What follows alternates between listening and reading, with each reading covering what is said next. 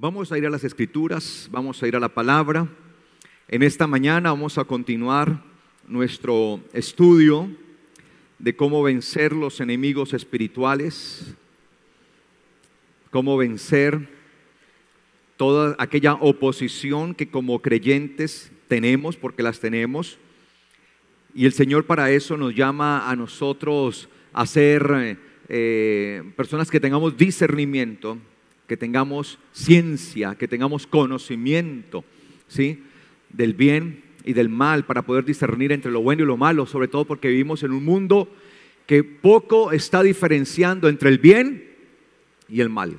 De hecho, es un mundo que a lo bueno está llamando malo y a lo malo está llamando bueno. Entonces parece ser que ese es el mundo en el que vamos. Obviamente es el mundo que se está desarrollando como plataforma al regreso de nuestro Señor. Pero la misma Biblia enseña que habrá de levantarse un poder engañoso, terrible y tremendo sobre el mundo, ¿sí?, que se manifestará en su totalidad. Y bueno, como iglesia nosotros tenemos que estar por eso preparados, porque estamos viendo que las cosas se están acelerando y cada vez creciendo y creciendo, ¿no? Todo va creciendo, como diría algún músico, ¿sí?, en cuanto a la forma en que este mundo se está moviendo, en cuanto a su falta de moral, en cuanto a no discernir entre lo bueno y lo malo, sino que simplemente cada uno siga su placer, ¿sí?, cada uno siga lo que quiere. Entonces vemos una situación bastante complicada. Apocalipsis capítulo 2, versículo 12. Ya hemos visto allí, pero voy a volver a leer esto para que entendamos. Este es un mensaje que está dirigido a una iglesia, o estaba dirigido en aquel tiempo a una iglesia, la iglesia que había en Pérgamo.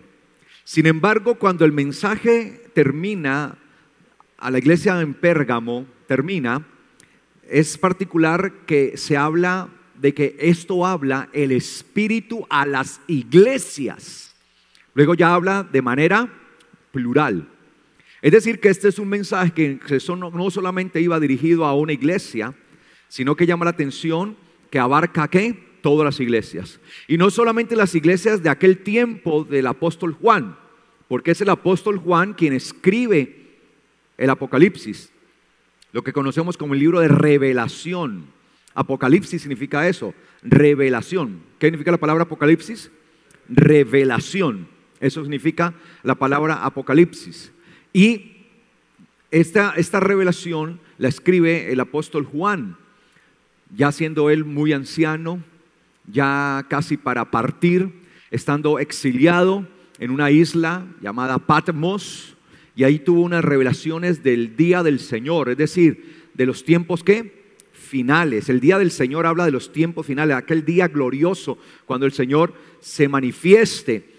Y le fue dado una serie de mensajes para ser transmitidos a las iglesias, pero no solamente a la iglesia de su tiempo. Esto fue escrito aproximadamente en el 95 después de Cristo, año 95 después de Cristo. Pero no era para la iglesia de ese tiempo únicamente, sino que trasciende hasta el día de hoy. Y creo incluso que aunque el destinatario es específico, es Pérgamo, creo que esta carta cobra mayor relevancia, mayor importancia en este tiempo, que somos nosotros la última prácticamente de las generaciones de este mundo. Cuando hablo de la última generación es porque creo, mis amados, mi convicción como creyente es que seremos nosotros la generación que será testigo del regreso de nuestro Mesías. ¿Cuántos lo creen? ¿Cuántos creen que el Mesías regresará? Seremos nosotros. Por eso, con mayor importancia, cobran este tipo de cartas. No son obsoletas, no están desfasadas, no son anacrónicas, son para este tiempo. Son para usted, son para mí. Amén. Entonces dice acá, esto escribe el ángel de la iglesia en Pérgamo. El que tiene la espada aguda de 2 filos dice esto. ¿Quién es el que tiene la espada aguda de 2 filos? Siempre decimos, ¿quién? Yeshua. Yo conozco tus obras ¿Y dónde moras?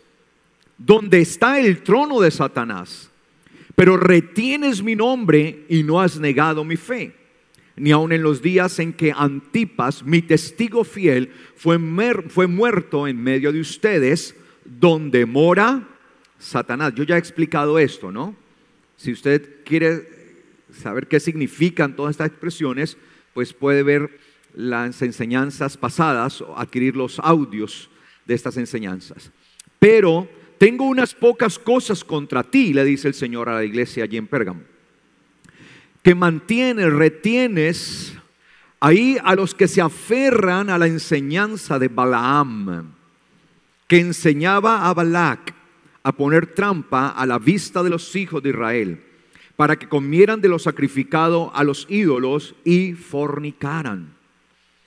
Así te estás aferrando a la enseñanza de los nicolaitas, la que yo aborrezco.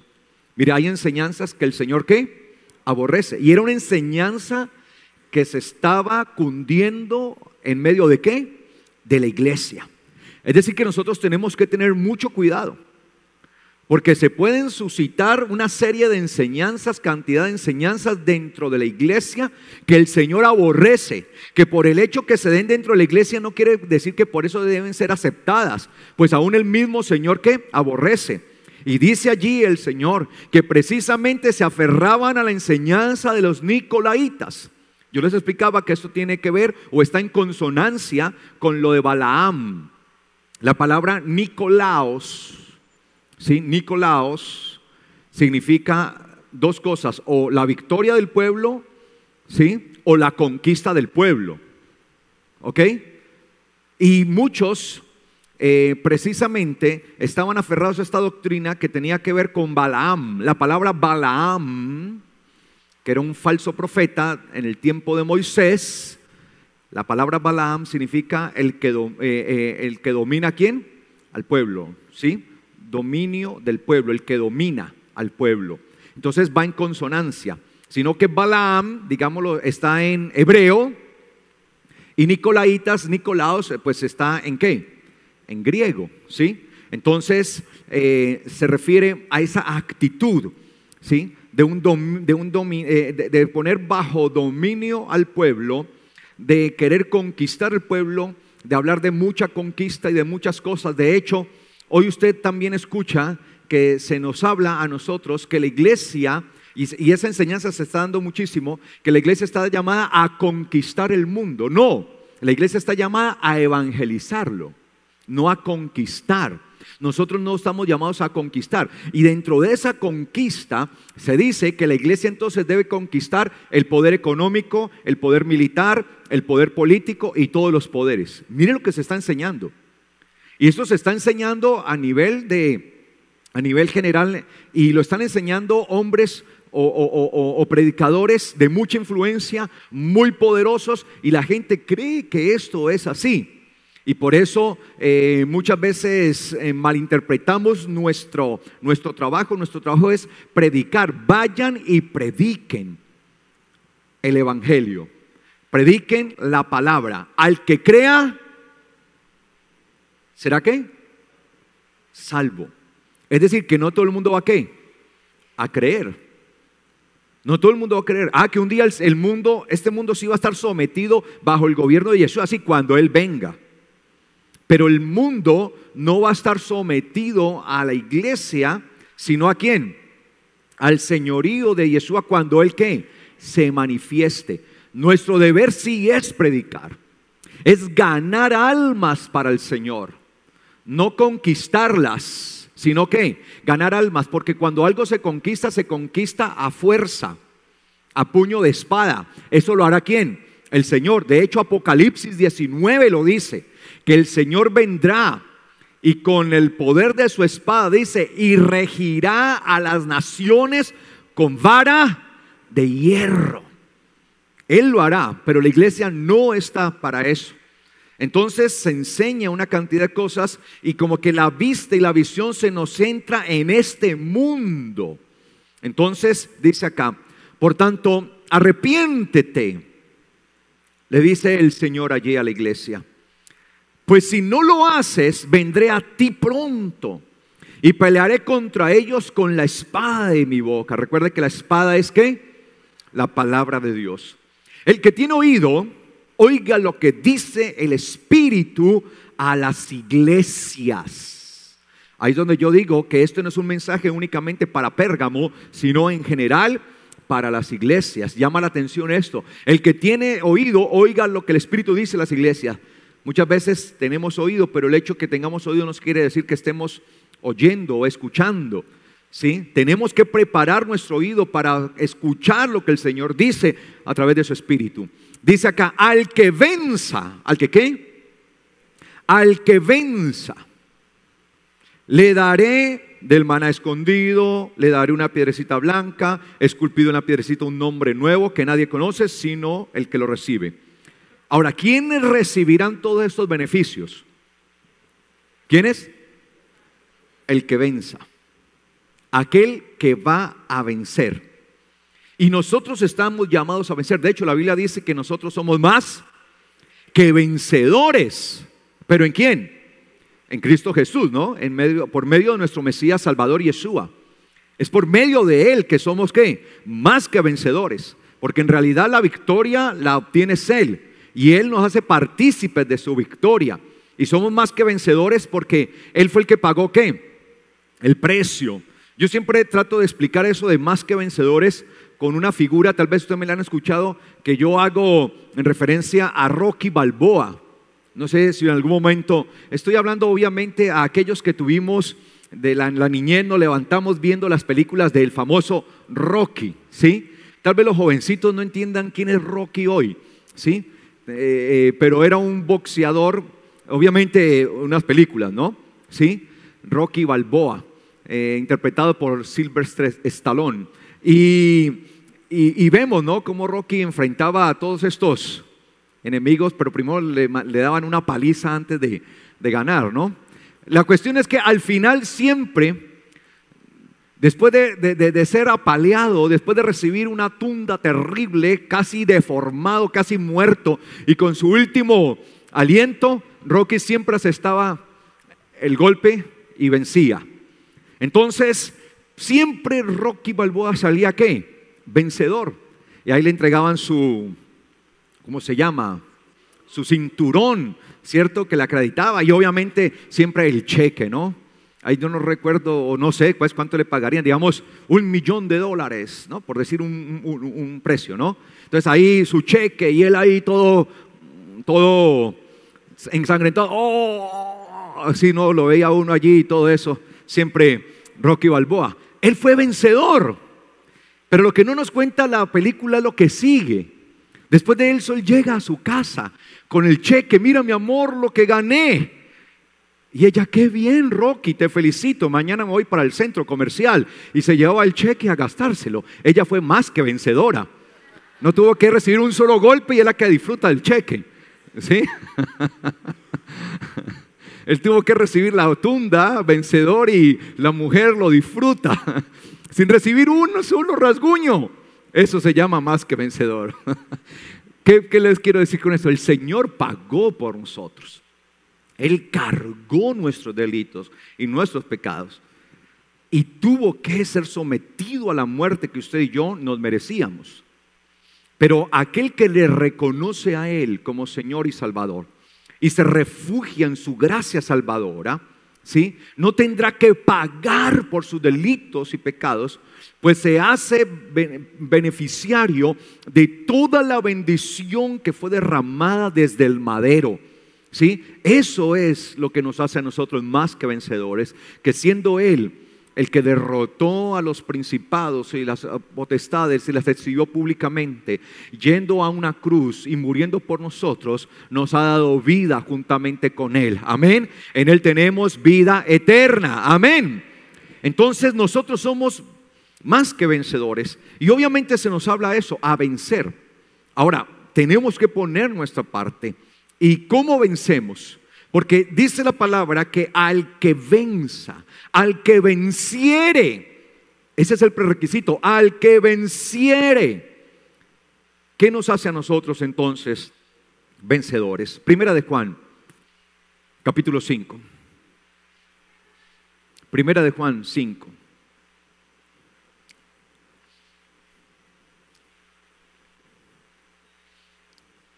Versículo 1, ¿lo tiene? En adelante, Primera de Juan 5, 1. Dice: todo el que cree que Yeshua es el Mesías ha nacido de Dios. ¿Quién es el que ha nacido de Dios? Todo el que cree que Jesucristo, que Jesús es el Cristo, que Yeshua es el Mesías. Todo aquel. ¿Cuántos creen que Yeshua es el Mesías, que Jesús es el Cristo? Mesías o Cristo significa ungido. Mesías viene del hebreo Mashiach, y Cristo del griego Christos, que significa ungido, el elegido de Dios. Ese es el que ha nacido de Dios. Y todo el que ama al que engendró. ¿Quién es el que engendró? El Padre. Todo el que ama al que engendró, ama al que ha sido engendrado por él. ¿Quién ha sido engendrado? El Hijo. Eso no significa que él haya sido creado. Eso lo vemos en las escuelas, la diferencia, ¿no? ¿Qué significa la palabra engendrar? De hecho, que se usa allí en el texto griego, obviamente habla de esa sustancia o esa esencia que comparten Yeshua y el Padre. Es decir, que Yeshua comparte la misma esencia y la misma sustancia ¿de quién? Del Padre. Si el Padre es eterno, Yeshua, por ser de la misma sustancia del Padre, ¿es qué? Eterno. Amén.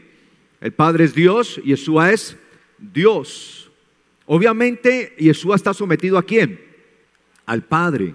De hecho, Él sale del Padre, dice la palabra. Para Él volverse hombre, dice la palabra, Él mismo lo dijo: yo salí del Padre, procedo del Padre. Y un día los discípulos le dijeron eso: ya nadie nos tiene que enseñar que has salido del Padre y vienes de Él, porque ahora lo hemos visto, ¿sí? Lo hemos entendido. Entonces, Él sale del Padre, procede del Padre, y al proceder del Padre, procede con la misma sustancia, con la misma esencia, ¿sí? La palabra engendramiento ahí es tener el mismo gen, significa la palabra griega, el mismo gen. No como los testigos de Jehová, que ven la palabra engendramiento como creación, como siendo creado. Y para los testigos de Jehová, Yeshua, Jesús, es el primer ser creado. No, Él no es creado. La Biblia nunca nos habla de Yeshua como creado, sino engendrado.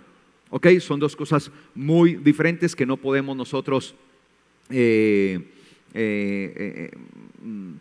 mezclar.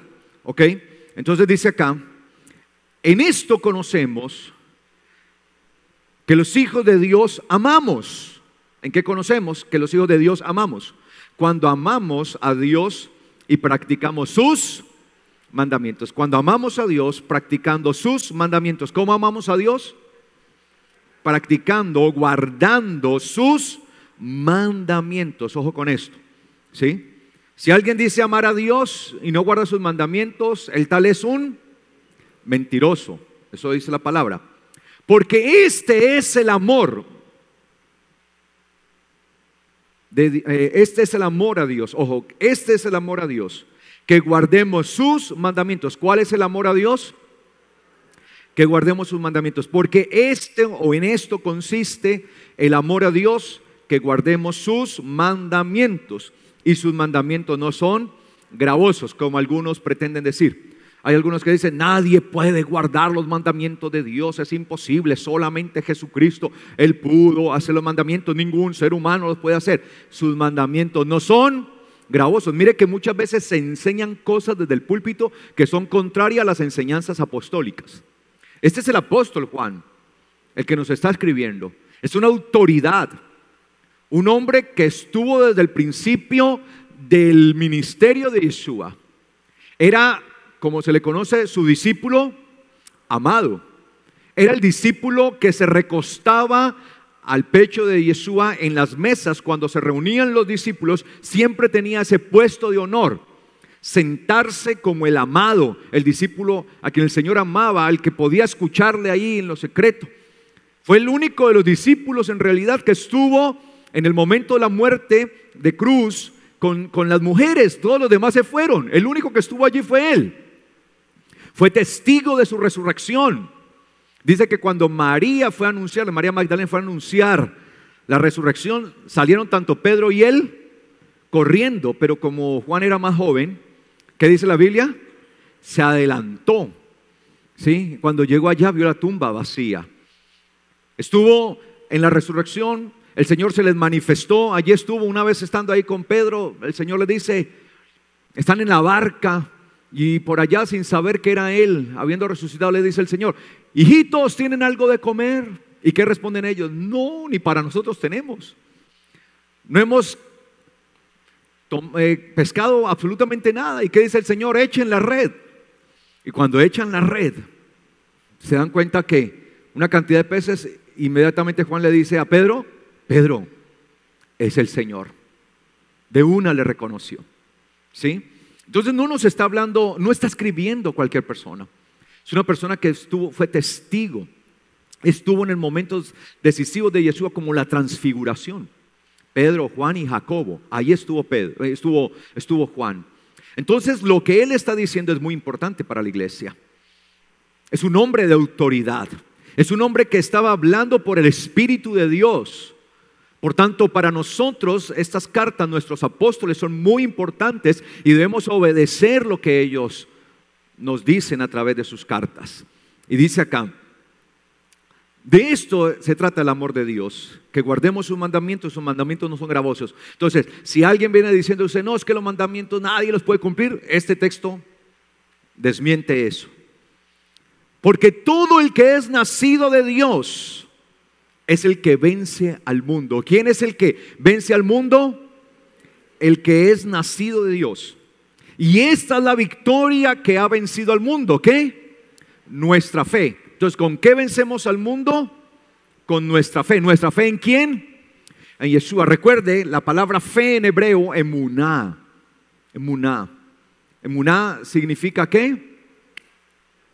Aferrarse, tomarse. La emuná es la fuerza con la que yo me aferro a algo. Ojo, la gente tiene su emuná, pero algunos se aferran, toman su fuerza, su emuná, para aferrarse a cualquier cosa. Hay gente que se aferra al dinero, al placer, a los ídolos, y no se quieren zafar de allí.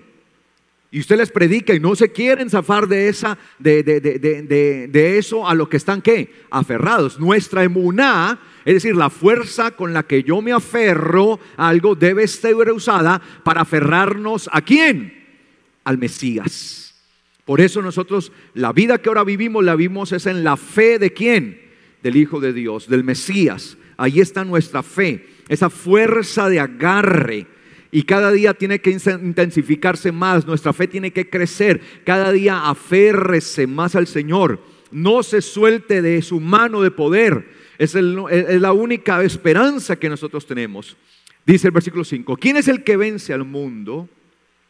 Sino el que cree que Yeshua es el Hijo de Dios. Entonces, el que venza, se nos habla el que venciere, el que venza. Pero ¿vencer a quién? ¿A quién? Al mundo. Ojo, mire que ni siquiera a Satanás. Ahora, obviamente este mundo está bajo el gobierno ¿de qué? De Satanás. Pero ¿a quién es que estamos nosotros llamados a vencer? Al mundo. Porque Satanás ya ha sido juzgado. Yo no sé si ustedes saben eso. Aunque él está activo, ya el juicio está sobre él. Ya él conoce su juicio. ¿Sí? Por eso dice que el Espíritu de Dios es el que comienza ¿de qué? De pecado, de justicia y de juicio. Y cuando habla el Señor de juicio, ¿qué le explica? Dice, y de juicio por cuanto el príncipe de este mundo ya ha sido juzgado. O sea, él ya tiene su juicio. Y la Biblia lo demuestra. De hecho, en Apocalipsis dice que el final del enemigo de Satanás será ¿cuál? El lago de fuego.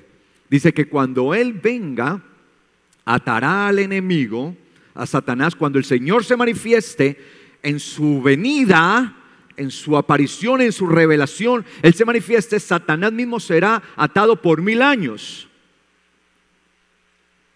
Durante ese periodo de 1000 años, el Señor regirá este mundo y nosotros seremos un reino de sacerdotes para Él. Y dice la palabra que estaremos sobre naciones, lo dice literalmente, sobre naciones. obviamente como un reino de sacerdotes para Él, porque el Rey de Reyes será Él, amén. Y durante 1000 años, después de los 1000 años, dice que Satanás mismo será ¿qué? Suelto. Y después de que haga su último intento por destruirlo todo, dice la palabra que de ahí será lanzado ¿a dónde? Al lago de fuego, la segunda muerte, allá. Ya tiene su juicio, ya tiene su juicio, no tiene la oportunidad que tiene el ser humano de arrepentirse. Satanás no puede arrepentirse, no tiene esa oportunidad, por eso él ya ha sido juzgado, porque no hay esa oportunidad. Entonces, al que dice acá, porque todo el que es nacido de Dios vence al mundo. ¿Y quién es el que vence al mundo sino el que cree que Yeshua es el Hijo de Dios? ¿Quién es el que vence al mundo?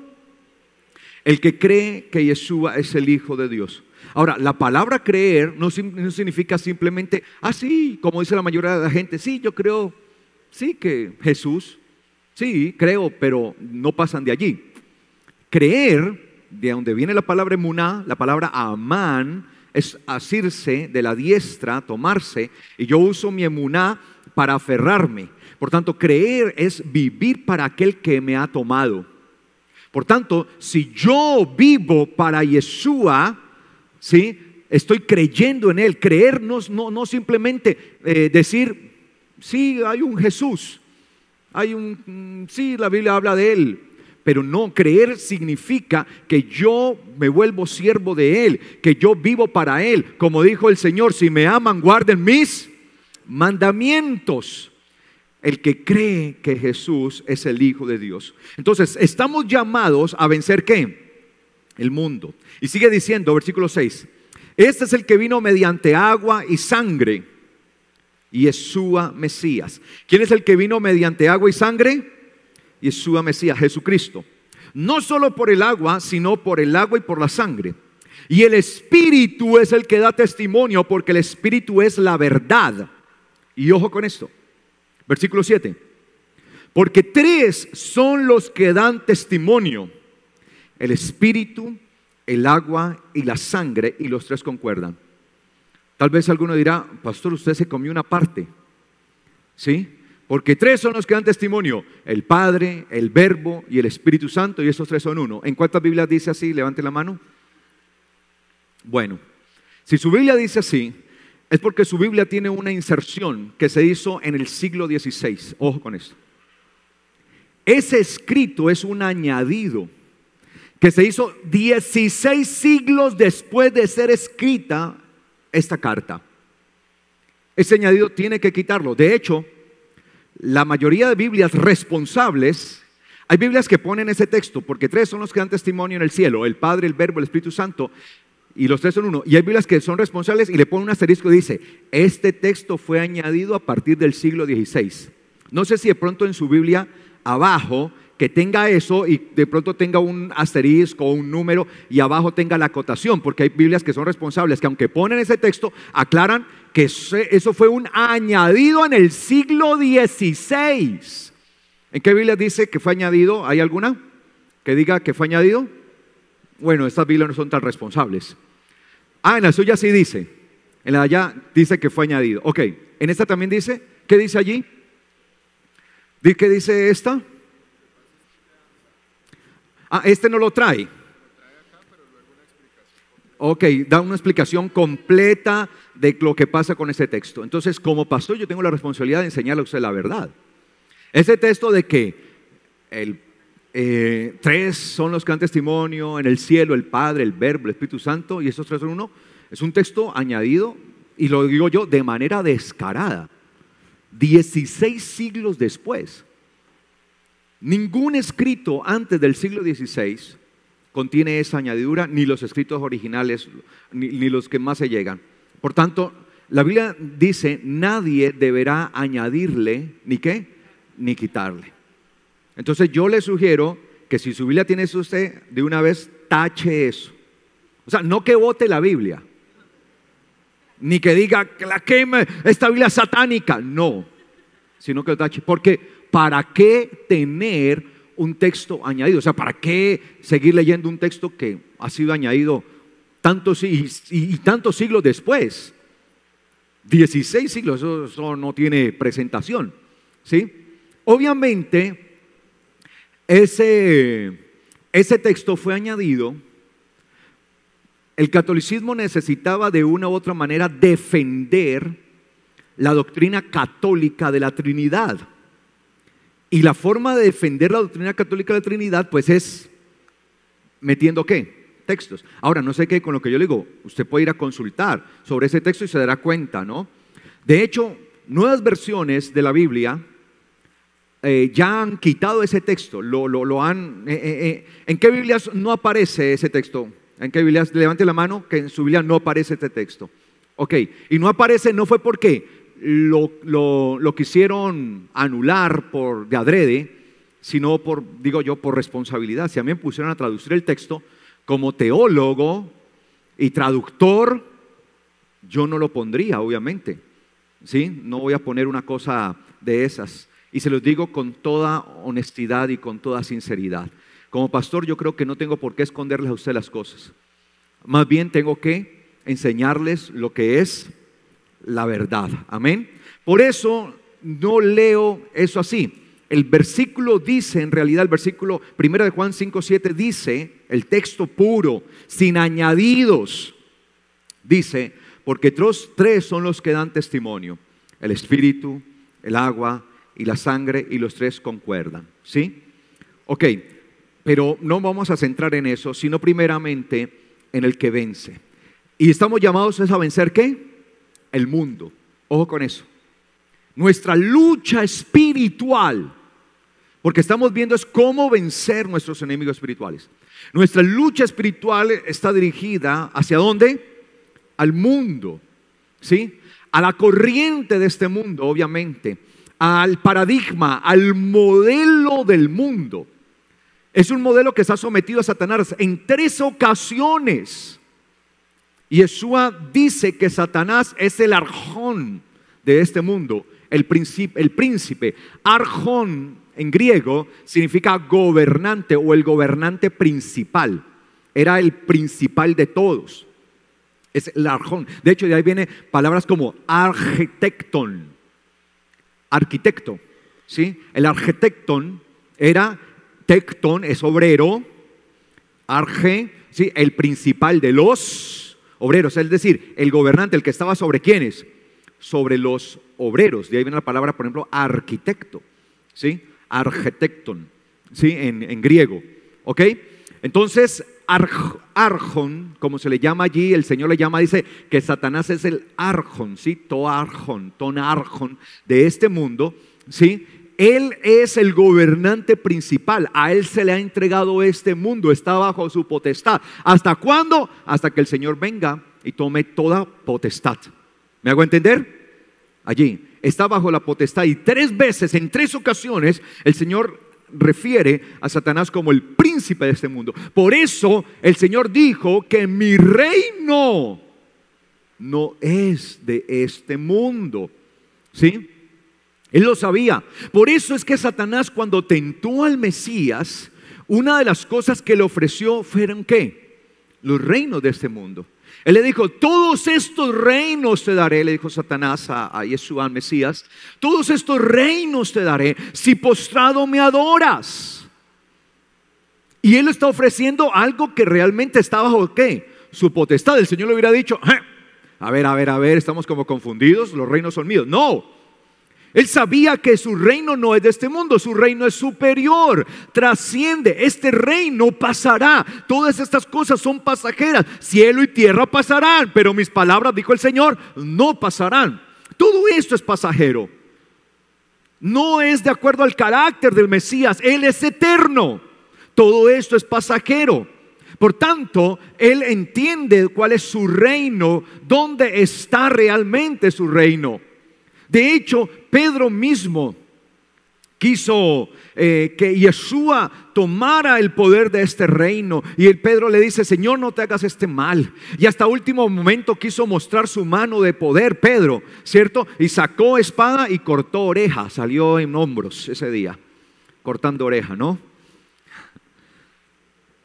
Y el Señor le dice, ¿acaso no sabes que si yo pidiera a mis siervos, ¿sí? una legión de ángeles para que vinieran y me defendieran? Mi reino no es de este mundo. Y eso nosotros debemos entenderlo. Porque si nosotros ahora dice la palabra, dice el apóstol Pablo, que nosotros hemos sido trasladados del reino de las tinieblas al reino de la luz. Y si nosotros hemos sido trasladados al reino de las tinieblas, del reino de las tinieblas al reino de la luz, ya no pertenecemos a este reino. Y aunque nos encontramos en este mundo, no somos de este mundo. Aquí somos peregrinos y extranjeros. Por eso nosotros no podemos vivir como si nuestra vida total o nuestro propósito en la vida fuera este mundo. Sí, usted fue puesto en este mundo, está en este mundo. Y lo que dijo el Señor cuando oró por sus discípulos: Padre, no te pido que los quites del mundo, sino que los guardes del mal, del maligno. Porque el maligno es el que domina este mundo. Entonces debemos entender bien acerca de este mundo. Efesios capítulo 2, versículo 1 en adelante dice: en cuanto a ustedes estaban muertos en sus delitos y pecados. ¿Cuál era nuestra realidad espiritual? Muertos en nuestros delitos y pecados. Esa era su realidad y mi realidad antes de venir a la luz del Mesías. Había muerte, porque estábamos sumidos en nuestros delitos, en nuestros pecados. Recuerde que la palabra pecado, ¿qué es pecado? ¿Violación de qué? De la ley, infracción de la ley. Así lo define el mismo apóstol Juan. Porque el pecado es ¿qué? Violación, infracción de ¿qué? De la ley de Dios. Ustedes estaban muertos en sus delitos y pecados. Esa era nuestra realidad, en los cuales anduvieron en otro tiempo, según la corriente de este mundo. ¿Según qué? ¿Cómo dice su Biblia? Curso, corriente. Sí, el curso, la corriente. ¿Alguna otra palabra que use? Modelo, o sea, poder. Ok. La palabra que se usa allí en realidad muestra es una corriente, como la corriente de agua, ¿cierto? Es más fácil nadar a favor de la corriente. Es muchísimo más fácil nadar a favor de la corriente que en contra de ella. Por tanto, se espera que por lógica la mayoría de las personas sigan la corriente ¿de qué? De este mundo. Porque nadar en contra de la corriente supone un cansancio o un esfuerzo mayor, ¿sí? Un esfuerzo mayor, un esfuerzo más grande. Y eso desgasta. Pero lo que nosotros debemos entender como hijos de Dios es que precisamente nosotros no estamos en contra de la corriente de este mundo porque lo hagamos en nuestra propia fuerza, sino que tenemos que aprender a hacerlo en el poder del Espíritu de Dios. El mismo poder que actúa en ¿quién? En Yeshua. Por eso el escritor de la carta a los Hechos, que es Lucas, dice eso. Y dice: ustedes saben bien todo lo que se divulgó acerca de Yeshua Mesías, de cómo fue ungido por el Padre, por Dios, con el Espíritu Santo, y por el cual anduvo haciendo bienes y sanando a los oprimidos por el diablo, porque Dios estaba con él. Y Yeshua mismo actúa en el poder ¿de quién? Del Espíritu. Entonces nosotros debemos entender que lo primero que sucede cuando nosotros venimos al Señor es que se nos pide que empecemos ¿a qué? A nadar en contra de la corriente, en contra del flujo, del curso de este mundo. Claro, vamos caminando allá, por decir algo, situemos Dios, le hemos dado la espalda y cada día ¿qué? Nos alejamos. La corriente de este mundo va en contra de Dios y ahí vamos, tranquilos. Ay, qué bueno, me lleva la corriente, ¿no? ¿Sí? Me dejo allí en flotador, ahí voy rico, bueno. No hay ningún esfuerzo. Y cada día me lleva más y me lleva más la corriente. ¿Sí? Ahora, por lo general los ríos desembocan y terminan ¿en dónde? En el mar, allá termina ahogándose. ¿Sí? Entonces, allí la lleva la corriente. Pero cuando el Señor nos hace el llamado, ese llamado nos pide que vayamos hacia Él. Y ahí es donde viene, digamos, la primera situación, que al voltearnos y empezar ¿a qué? A nadar, vamos a empezar a sentir que es duro. Pero ¿cómo así? Cuando yo estaba en el mundo todo era como más fácil. Ay, todo era como más sencillo, las cosas me iban hasta bien.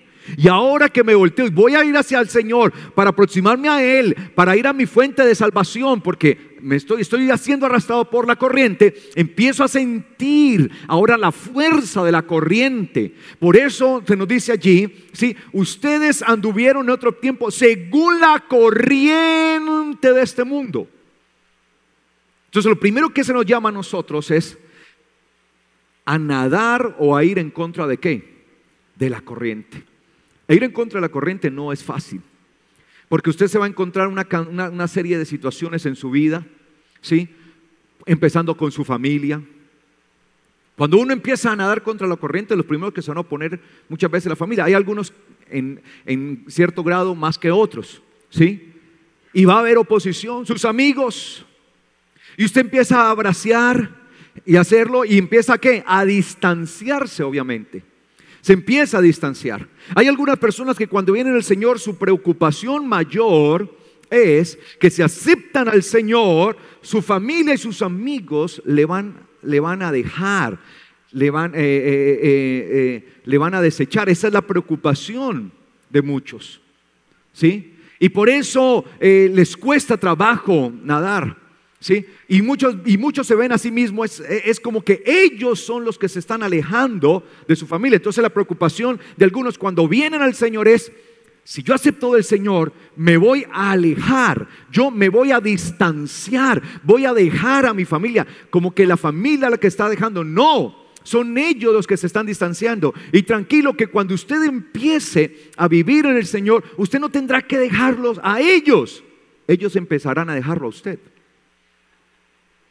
Claro, porque si usted era el bacán, si me permite utilizar esa expresión, de las farras de fin de semana, y lo llaman entonces, ¿qué? ¿Dónde la fiesta? ¿Cuánto guaro vamos a llevar? ¿Cuánto alcohol? Pero lleve la garrafa, ¿no?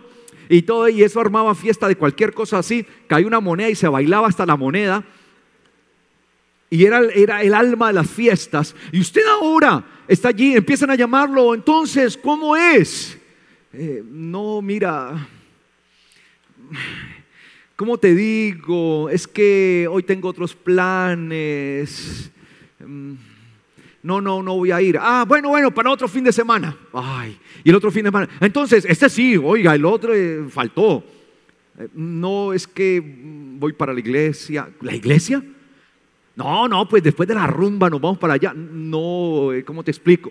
Entonces, la gente empieza allí y a medida que se van dando cuenta de su realidad, entonces ya usted ha cambiado, ¿sí? Usted ya no es el mismo de antes y lo van a ir alejando. En realidad lo van a ir haciendo a un lado a usted. O sea, usted no es el que está haciendo a un lado a la gente misma le va a hacer a un lado, porque ahora usted está empezando a ir en contra de la corriente. Y obviamente tenemos que aprender a ser radicales en eso. Porque si desde un principio, cuando nosotros conocemos la luz, no empezamos a proyectar la luz sobre ellos, va a haber confusión. Si desde un principio no empezamos a ser radicales como debe ser. No debemos de tener temor de esto, de ir en contra de la corriente. Y dice acá, en los cuales anduvieron en otro tiempo, según la corriente de este mundo. Conforme ¿a quién? Al principal de las potestades del aire. ¿Quién es el principal de todas las potestades, de todos los poderes del aire? ¿Quién? Satanás. Él es el que rige este mundo. Del espíritu que ahora actúa en los hijos de ¿quién? De desobediencia. Es decir, ir a favor de la corriente de este mundo es estar ¿en qué? En desobediencia. Nosotros hemos sido llamados a obedecer. Por eso, el que oiga lo que el Espíritu dice a la iglesia, el que tiene oídos, ¿qué? Oiga. Tanto la palabra oír, tanto en hebreo como en griego, significa no solamente oír, sino ¿qué? Obedecer. En hebreo, shema. En griego, akuo. ¿Sí? Shema, akuo, como la quiera. En ambos significa ¿qué? Obedecer. Por eso el que tiene oído, que oiga. Es un llamado a la obediencia, pero sencillamente en el mundo opera el espíritu de desobediencia que va en contra de la voluntad de Dios.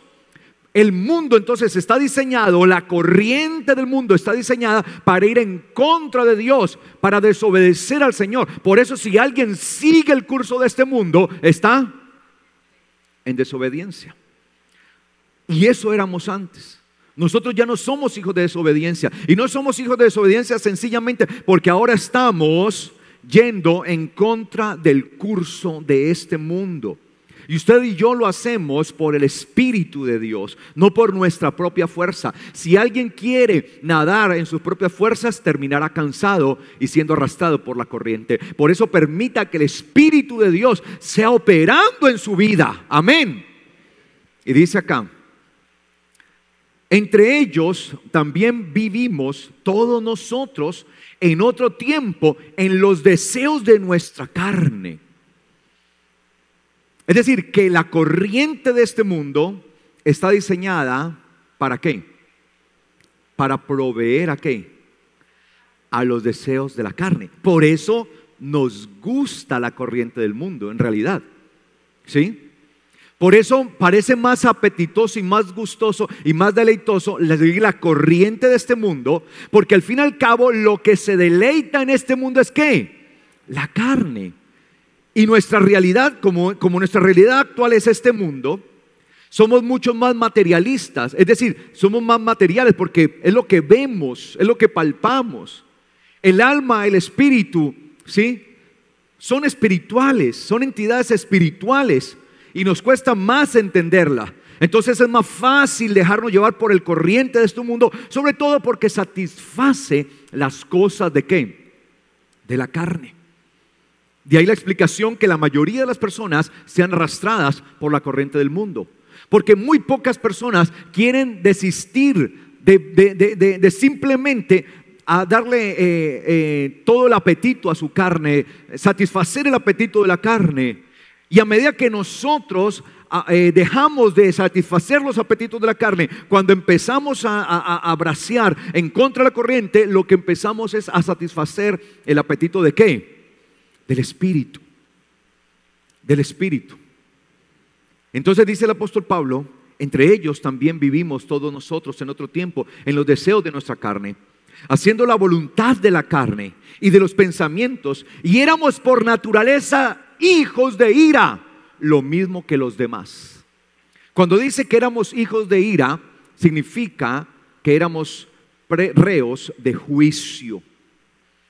Precisamente todos los que van siguiendo la corriente de este mundo, el modelo de este mundo, a lo último obtendrán ¿qué? El juicio de Dios. Esa es la realidad. Y nosotros estamos llamados no para ira. Dice la palabra que nosotros no estamos puestos ¿para qué? Para ira. La ira del Señor no sobre nosotros. Por tanto, a medida que nosotros vamos en contra de la corriente y nos aproximamos al Señor, de hecho eso es arrepentimiento. Arrepentimiento literalmente es eso: dar la media vuelta y ¿qué? Y volverse a Dios. Volverse, dar un giro de 180 grados, no de 360 como las reinas de belleza. ¿Sí? Porque vuelven al mismo sitio. Si usted da un giro de 360, pues queda otra vez para allá. ¿Sí? Damos un giro de 180 grados regresándonos al Señor, y a medida que nos regresamos al Señor nos vamos apartando del juicio de Dios, de la ira de Dios, porque la ira de Dios es para los hijos de desobediencia. Pero todo el que es hijo de Dios está bajo obediencia a Él. ¿Cuántos son hijos de Dios? Amén. Entonces vemos, mis amados hermanos, que nosotros estamos llamados a ir en contra de la corriente del mundo. Un mundo que está bajo la potestad del príncipe, ¿sí? Del príncipe de este mundo, que es Satanás. Nosotros no estamos para seguir el modelo de este mundo. Aunque estamos en este mundo, no somos de este mundo. Primera de Juan 2:15. Primera de Juan 2:15. ¿Lo tienen? Primera de Juan 2:15 dice: ¿Lo tienen? No amen al mundo, ni las cosas que hay en el mundo. Y si alguno ama al mundo, el amor del Padre no está en él. Porque todo lo que hay en el mundo, la codicia de la carne, la codicia de los ojos, la soberbia de la vida, no vienen del Padre, sino del mundo. Y el mundo pasa y sus deseos, pero el que hace la voluntad de Dios permanece para siempre. ¿Quién es el que permanece para siempre? El que hace la voluntad de Dios. Ojo con eso. Entonces, ¿a quién vamos a amar? O sea, ¿quién va a vencer? Lo que va a vencer en realidad es nuestra fe. Es a quien nos sujetamos, a quien nos agarramos. Y de quien nos agarramos es a quien amamos. Y por eso dice, no amen al mundo. La gente ama a este mundo. Vivir las cosas desordenadas de este mundo. Y cada vez este mundo, su corriente se vuelve más perversa. Es tremendo ver tanta perversión. Es una perversión que cada día va creciendo, va subiendo como espuma. Lo que uno ve, tremendo, una cantidad de cosas. No sé si ustedes mismos se dieron cuenta la semana pasada, ¿sí? En lo que sucedió en el Vaticano. ¿Sí se dieron cuenta? Ahí mismo, dentro del Vaticano, un sacerdote fue cogido con las manos en la masa, por usar alguna expresión, ¿sí? Haciendo una orgía, tener una fiesta de orgía. Había una orgía tremenda allí. Sí, una orgía gay. Dentro del Vaticano. Dentro de la Baticueva. No, así no. ¿Sí? Allí dentro del Vaticano. ¿Y qué hicieron con el sacerdote? Lo mandaron a un retiro espiritual. Claro, no como el que nosotros vamos a hacer, ¿no? Nosotros vamos a hacer un retiro espiritual. Lo mandaron allí que para ayudar allí a sanar. Hay una orgía. Y se conocen ese tipo de cosas terribles y tremendas. Pero el mundo va hacia eso. Cada vez vamos de mal en peor. Allí, esta semana, acá en Colombia, se dio una noticia a nivel que empañó, digamos, un equipo de fútbol, ¿sí? El Santa Fe. Estaban celebrando, y no sé si era que estaban celebrando o qué, y un jugador de Santa Fe había contratado a una prostituta para estar con ella, y ahí entraron el resto, no sé si de todo el equipo o cuántos, ok, pero ella misma denunció eso, que a ella le habían pagado por sus servicios este hombre, y él dijo, mira, ahí están, aprovechen, y todos empezaron y terminaron metiéndole una violada terrible a esta mujer. Pues a pesar de su condición de prostituta, la violaron, ¿sí? Y ella puso precisamente el denuncio. Vivimos en una sociedad pervertida, mis amados hermanos. Una sociedad que cada día más se enferma. Que la moral va descendiendo. Y son cosas terribles las que estamos viendo. No amen al mundo ni las cosas que hay en el mundo. Si alguno ama al mundo, el amor del Padre no está en él. Porque todo lo que hay en el mundo, entonces el mundo lo único que hace es proveer ¿para qué? Para la carne. Por eso si nosotros seguimos el curso de este mundo, nuestra carne se desboca. ¿Sí? Alimente el apetito de su carne y terminará desbocado. Terminará haciendo cosas que jamás se imaginó hacer. Si usted y yo nos dejamos llevar por la carne, el hecho que nosotros seamos hijos de Dios nos llama a estar firmes. Y si usted y yo nos descuidamos en esto y sencillamente usted le provee a la carne y le sigue proveyendo, terminará haciendo cosas que jamás se imaginó en su vida. Termina desbocado. La codicia de la carne, la codicia de los ojos, la soberbia de la vida no viene del Padre, sino del mundo. Pero acá está la advertencia. Pero el mundo pasará juntamente con sus deseos. Es decir, esto es pasajero. Y el problema, ¿cuál es el riesgo entonces? Que nosotros dejamos lo más por lo menos. Dejamos muchas veces lo eterno por lo pasajero. Ponemos en juego la eternidad por lo pasajero. Entonces, muchas veces arriesgamos de tal manera que no entendemos que estamos arriesgando la misma vida eterna y la arriesgamos por cosas que son pasajeras, que no tienen sentido, que son como la flor del campo, que hoy por la mañana reverdece, pero en la tarde ya está seca, marchita. Y ese es el problema del ser humano, que no ha entendido qué es lo que pone en riesgo. El mundo pasará junto con sus deseos, pero el que hace la voluntad de Dios permanecerá para siempre. ¿Quién permanecerá para siempre? Y ese permanecer para siempre es sinónimo de vencer. ¿Quién es el que vence entonces? El que hace la voluntad de Dios. El que permanece en su fe, con su fe intacta, haciendo la voluntad del Padre. Vaya por favor a Santiago 4:4. Santiago 4, versículo 4, dice: oh almas, ¿lo tienen? A ver, algunos dicen, pastor, usted no da tiempo de buscar. Búsquenlo ya, Santiago, libro de Santiago o de Jacobo, Jacob o Jacobo, Santiago. ¿Lo tienen? Dice: oh almas adúlteras, ¿acaso no saben que la amistad con el mundo es enemistad contra Dios? Cualquiera pues que quiera ser amigo del mundo se constituye ¿qué? En enemigo de Dios. Entonces el mundo, mis amados hermanos, ¿sí?, nos constituye a nosotros en enemigo de Dios si seguimos su curso.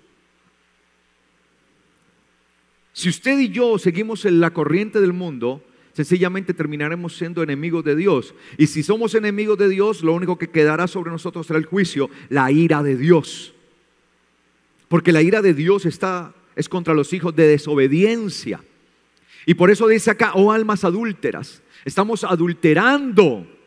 Recuerde que como iglesia nosotros estamos bajo un pacto como iglesia. Y es ese pacto de guardarnos ¿para quién? Para el Señor. Nosotros estamos bajo pacto. Es guardarnos para el Señor. Él nos cela como un hombre cela a una mujer. Y nosotros estamos bajo ese pacto en la esperanza de su regreso, de su retorno, cuando Él vendrá a tomar a la novia. Pero si nosotros hacemos las cosas de este mundo, seguimos las corrientes de este mundo para agradar a nuestra familia, porque muchas veces, ¿por qué seguimos la corriente de este mundo? Para agradar a los que nos rodean.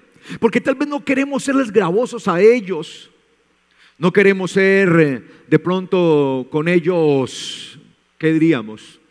Molestos, ¿sí? Molestar. Es que no quiero molestar a mi padre, a mi madre, a mis hermanos, a mi familia, a mis amigos. No quiero que ellos se vayan a sentir mal conmigo porque ahora mi fe está en el Mesías. No los quiero ofender. Y muchas veces actuamos de esa manera. Dentro del Evangelio actuamos siempre tratando de no ofender a los demás.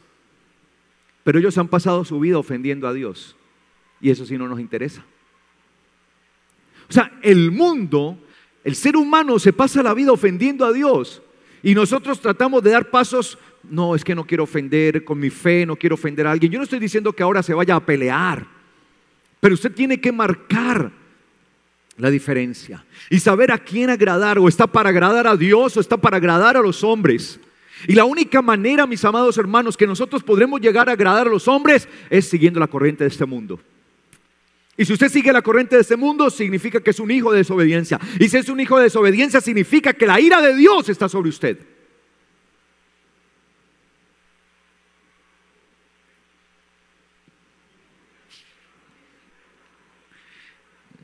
Esta es la iglesia de los no amén. Aquí no, aquí. Pero es que yo prefiero hablarles claro, no con paños de agua tibia. porque a mí me lo va a demandar el Señor. Ustedes son mi responsabilidad, como pastor tengo esa responsabilidad. De hecho, la Biblia dice que nosotros como pastores debemos entender que nosotros daremos cuenta por el rebaño. Y yo no quiero ser un mal pastor. Quiero mostrar las cosas como son. Porque el Señor era así, el Señor, cuando alguien venía, Él tenía compasión. Sí, Él tenía compasión de las almas, pero no les escondía. No, él no les escondía, ¿no? Vino el joven que tenía mucho dinero, ¿no? Ya imagínense que llega aquí un hombre rico.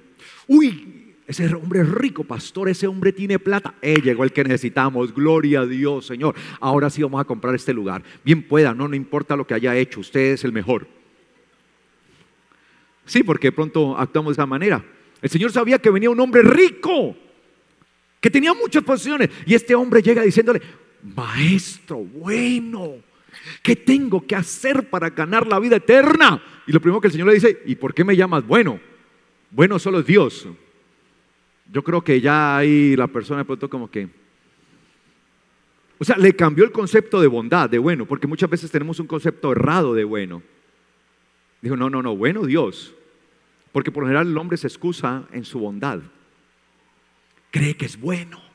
De hecho, la mayoría de las personas creen ser ¿qué? Buenas. No, yo soy buena gente. No, yo no hago daño a nadie. ¿Sí? Viene otro encuentro con una mujer, la mujer samaritana. ¿Sí? Y el Señor le dice, mujer, dame de beber. Y ella le dice, ¿y no sabes que acaso nosotros judíos y samaritanos no nos las llevamos? ¿Cómo tú siendo judío me pides a mí que te dé beber siendo samaritana? Entonces el Señor le dijo, bueno, listo, entonces ve y llama a tu marido. Entonces ella le dice, no tengo marido. Así de esa, ¿no? Imagino, yo no tengo marido. Bien has dicho, porque 5 maridos has tenido y el que tienes ahora no es el tuyo. O sea, de entrada le dijo, ¿qué? ¿Qué le dijo? Adúltera. Así, o sea, mire, o sea, el Señor no se ponía con pañitos allí de agua tibia, ¿sí? El Señor conociendo toda la condición de ella. Entonces ve y llama a tu marido. No tengo marido. Sí, le salió. Bien has dicho, porque 5 has tenido. Y el que tienes ahora no es tu marido. O sea, a la persona hay que confrontarla siempre. Es que el evangelio es de confrontación. Y por eso es que la gente empieza a sentir un choque con uno.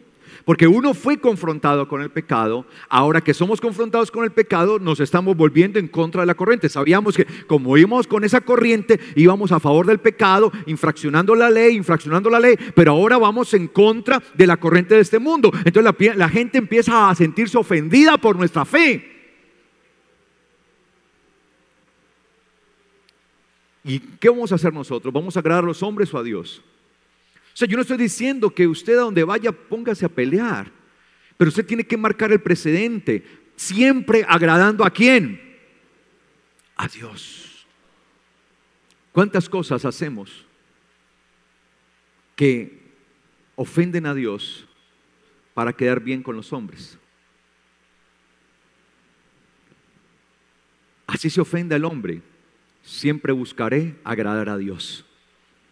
Al fin y al cabo yo no tengo que preocuparme si por mi fe la gente se ofende, porque al fin y al cabo ellos se la han pasado ofendiendo al Señor. No sé si me hago entender. Y por eso dice acá Santiago, el apóstol dice, almas adúlteras. Lo muestra como un caso de infidelidad. ¿No saben que la amistad con el mundo es enemistad contra Dios? O sea, nos volvemos enemigos por naturaleza de Dios. O sea, éramos enemigos por naturaleza de Dios, nos volvemos a Él, pero muchas veces por agradar a los hombres volvemos otra vez al estado de ¿qué? De enemistad con Dios. Cualquiera pues que quiera ser amigo del mundo se constituye en enemigo de Dios.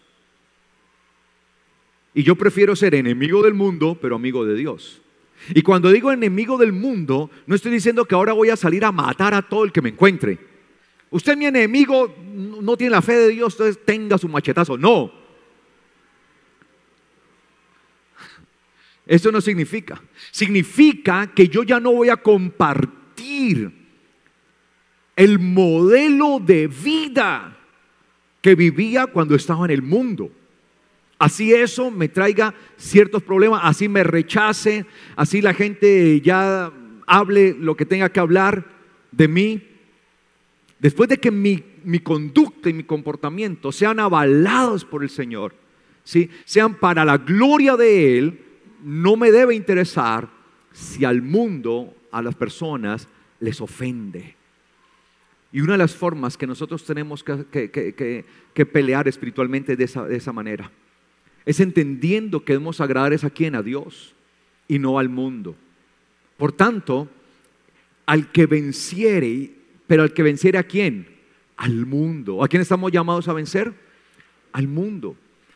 Y vencemos al mundo no siguiendo la corriente de este, sino yendo en contra de él. Porque la única manera de volvernos a Dios definitivamente es yendo en contra de la corriente de este mundo. Amén. Pero la gloria sea para el Señor, que nosotros entendemos lo que dice: el mundo pasará juntamente con sus deseos, pero el que hace la voluntad de Dios permanecerá para siempre. Esa es la esperanza. Esa es la esperanza. Permanecerá para siempre. Para siempre. Ahí es donde debe radicar nuestra esperanza. En este mundo. Estamos en este mundo, pero no somos de este mundo. En este mundo somos peregrinos y extranjeros. Lo dijo el apóstol Pablo, porque nuestra ciudadanía está en el reino de los cielos, de donde también esperamos a Jesucristo. ¿Cuántos esperan al Señor? ¿Dónde está su ciudadanía? En el reino de los cielos. Amén. En el reino de los cielos. Allí está. Por eso el evangelio es de renuncia. Renuncio a mis cosas para vivir en la voluntad del Señor. Y la voluntad del Señor, y en la voluntad del Señor siempre hallaré la bendición. Amén. ¿Qué tal si nos colocamos de pies en esta mañana, por favor?